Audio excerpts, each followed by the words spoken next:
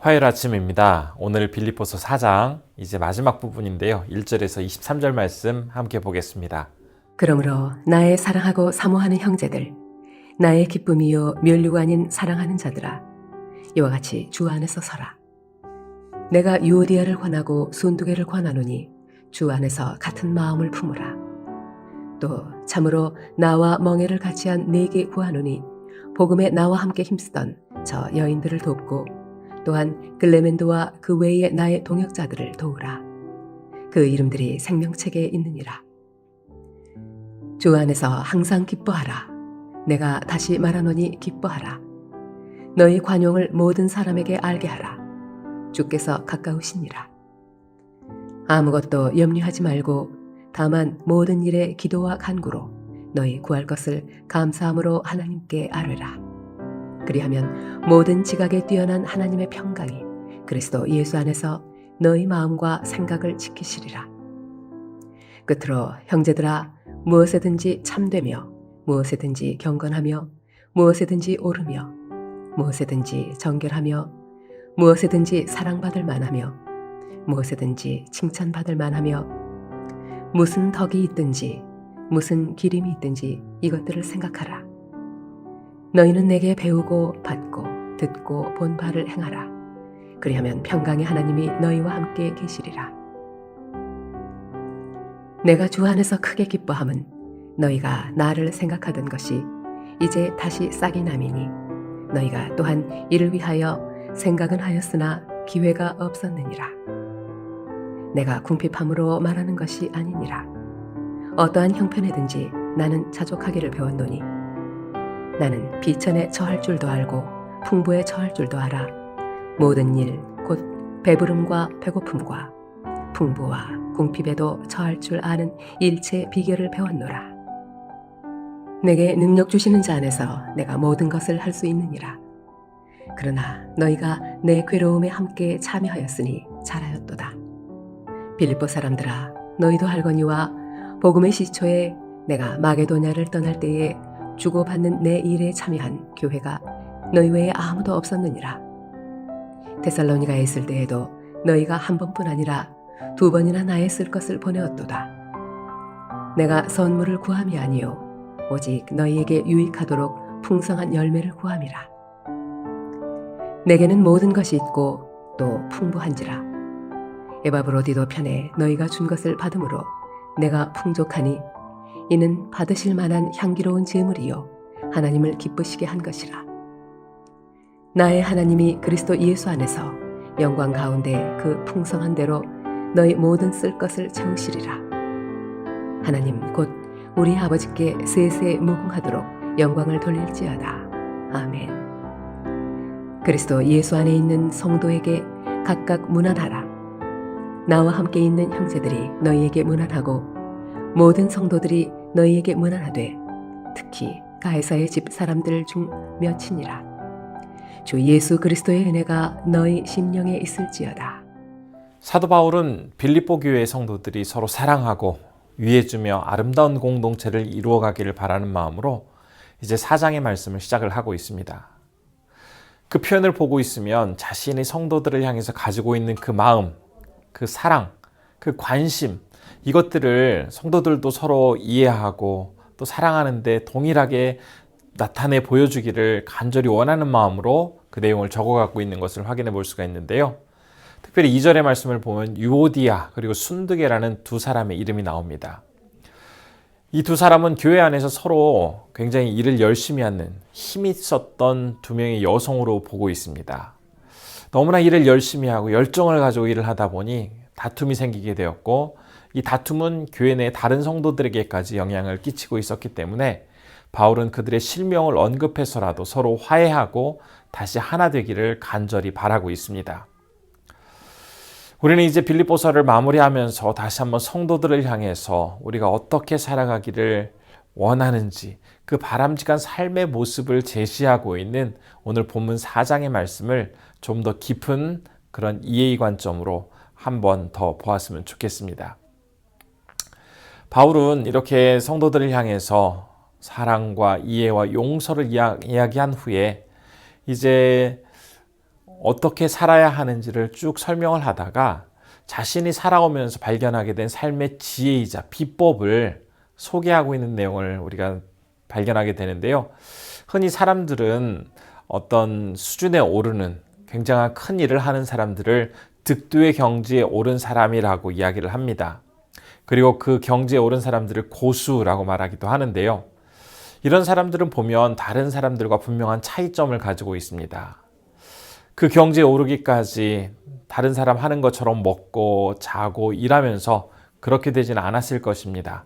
더 많이 고민하고 수고하고 때로는 울고 땀 흘리고 고생한 결과 결국 그 경지에 오르게 된 것이었을 텐데요. 바울 역시 신앙을 가지고 살아가면서 남들 일반적인 사람과는 다른 조금 더 높은 성숙한 경지에 오르게 되었습니다. 그리고 나서 그것을 자기가 체험할 수 있었던 그 비결을 본문 11절과 12절에서 소개를 하고 있습니다. 제가 한번 그 말씀 읽어보겠습니다. 내가 궁핍함으로 말하는 것이 아니니라. 어떤 형편에든지 나는 자족하기를 배웠노니 나는 비천에 처할 줄도 알고 풍부에 처할 줄도 알아. 모든 일 곧 배부름과 배고픔과 풍부와 궁핍에도 처할 줄 아는 일체의 비결을 배웠노라. 예수님을 만나고 나서 약 30여 년의 시간 동안 주님을 따르면서 결국 자신이 체험하게 된, 깨닫게 된 중요한 비결에 대해서 소개를 합니다. 참 이 말씀을 보면서 많은 그리스도인들은 예수님을 믿고 주님을 따른다고 하지만 여전히 욕심부리고 자기의 손아귀에 무엇인가를 채워 넣으려고 하는 그런 사람들이 존재하고 있지만 물론 당시에도 참 많은 사람들이 그렇게 하였는데 바울은 그렇게 살지 않고 그들과는 분명하게 다른 모습으로 살아갈 수 있었던 그 이유는 바로 오늘 본문에서 조금 전에 읽었던 그 말씀에서 나온 것처럼 자족하는 비결을 배울 수 있었기 때문에 그가 신앙의 높은 경지에 오를 수 있었다라고 밝히고 있습니다. 이 자족이라는 단어는 그 단어의 의미만을 놓고 보았을 때는 자기 스스로 만족할 수준의 어떤 환경, 상태라고 해석을 할 수 있겠죠.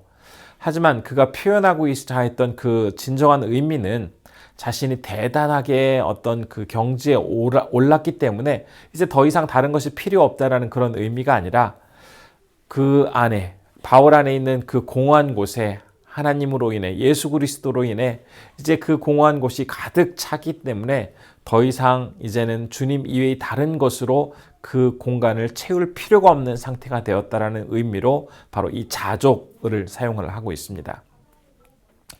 그가 이런 자족의 비결을 깨닫기까지는 참 오랜 시간이 필요했고 여러 가지 시행착오를 겪어야 했습니다. 때로는 살아가기가 정말 어려울 만큼 극도의 가난을 경험하기도 해보았고 또 많이 갖고 풍족하게 누리면서 다른 사람들이 부러워할 만한 그런 부유도 경험을 해보았었습니다. 때로는 많이 있다고 좀 우쭐대기도 하고 또 적게 있다고 스스로를 비참하고 초라하게 여기기도 하였지만 그런 여러 가지 경험을 통해서 결국 이제는 많이 가지나 적게 가지나 자기가 처한 그 상황에 따라서 예수 그리스도를 더 많이 사랑하거나 덜 의지하는 것이 아니라 그 상황과는 무관하게 한결같이 주님을 사랑하고 의지하며 나아가고 있다라고 고백을 하고 있는 것입니다.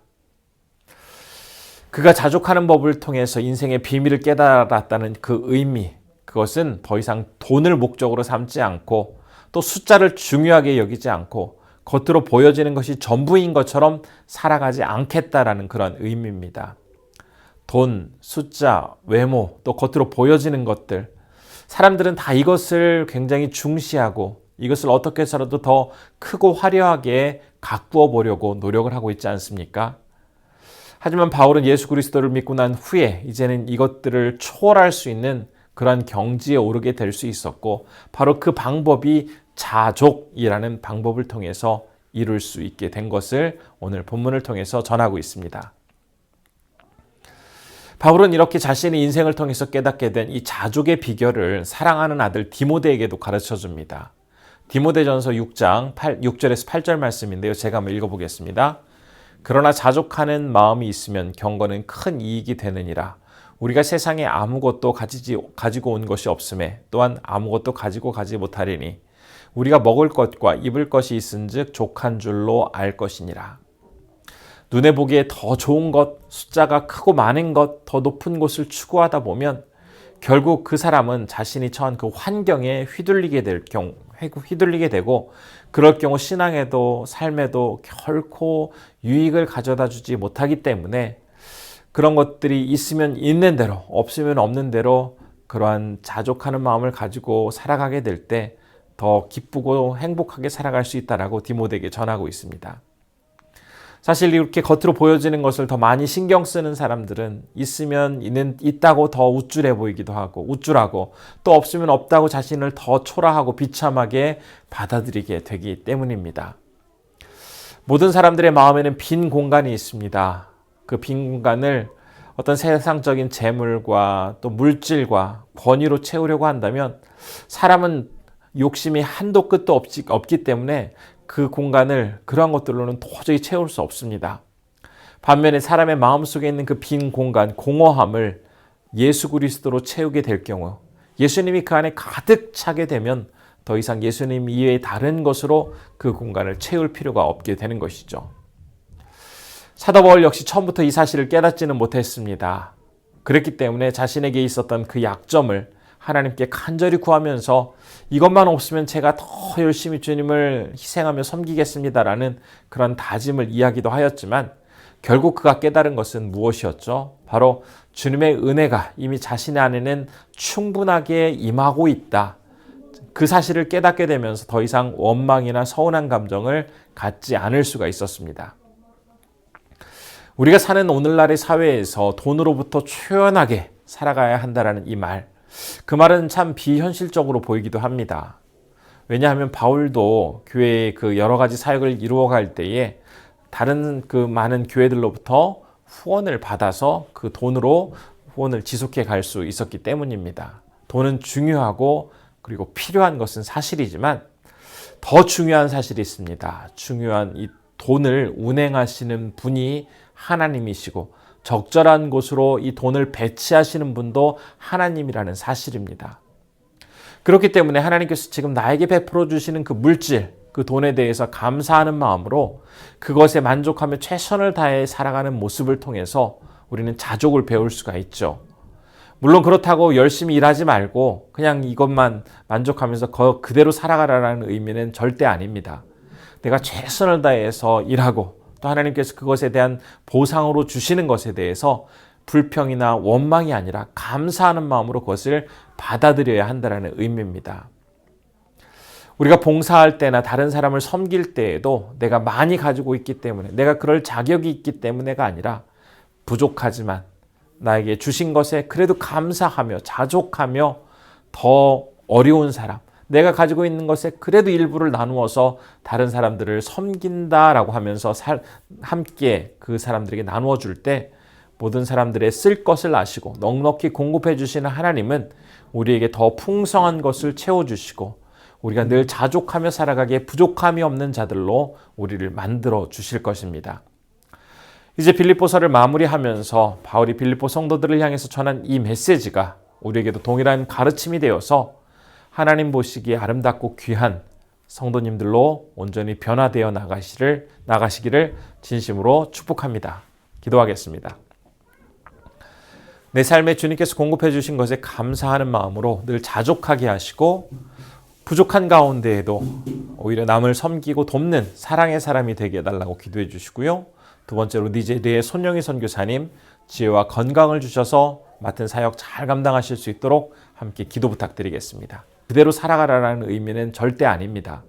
내가 최선을 다해서 일하고 또 하나님께서 그것에 대한 보상으로 주시는 것에 대해서 불평이나 원망이 아니라 감사하는 마음으로 그것을 받아들여야 한다는 의미입니다.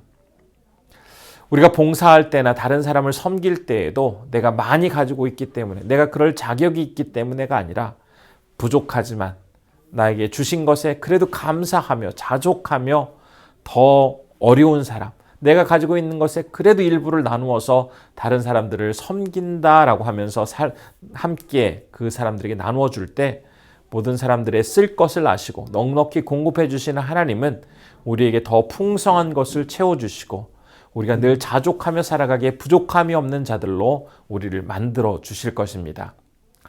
이제 빌립보서를 마무리하면서 바울이 빌립보 성도들을 향해서 전한 이 메시지가 우리에게도 동일한 가르침이 되어서 하나님 보시기에 아름답고 귀한 성도님들로 온전히 변화되어 나가시를 진심으로 축복합니다.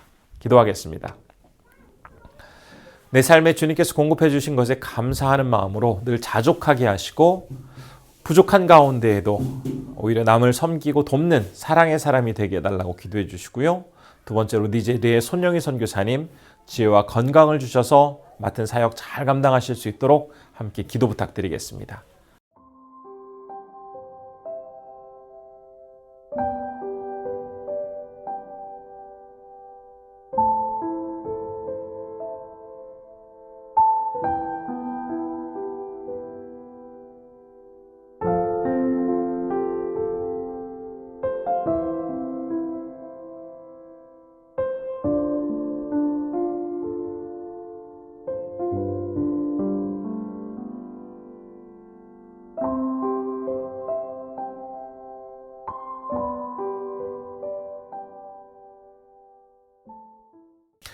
은혜가 충만하신 아버지 하나님, 오늘도 우리를 붙잡아 주시고 이제 이 시간 빌립보서를 마무리하면서 바울이 인생을 통해 경험하게 된 중요한 사실을 깨닫게 되었습니다.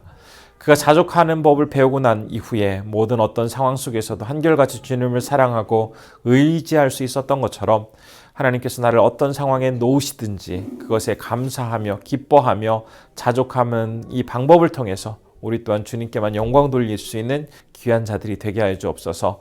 오늘은 니제리아 사역하시는 손영희 선교사님을 위해서 기도합니다. 선교사님께 건강 주시고 또 맡겨주신 그 사명을 선교사님 감당하기에 부족함이 없도록 늘 많은 것들로 채워주시고 주님 동행하여 주옵소서. 우리 성도님들 늘 함께 지켜주시고 어느 곳에 있든지 하나님의 은혜와 사랑이 우리 성도님들의 사역과 가정과 또 있는 곳에 충만히 내려질 수 있도록 늘 함께하여 주시길 간절히 원하옵고 모든 말씀 우리 주 예수님의 이름으로 기도드립니다.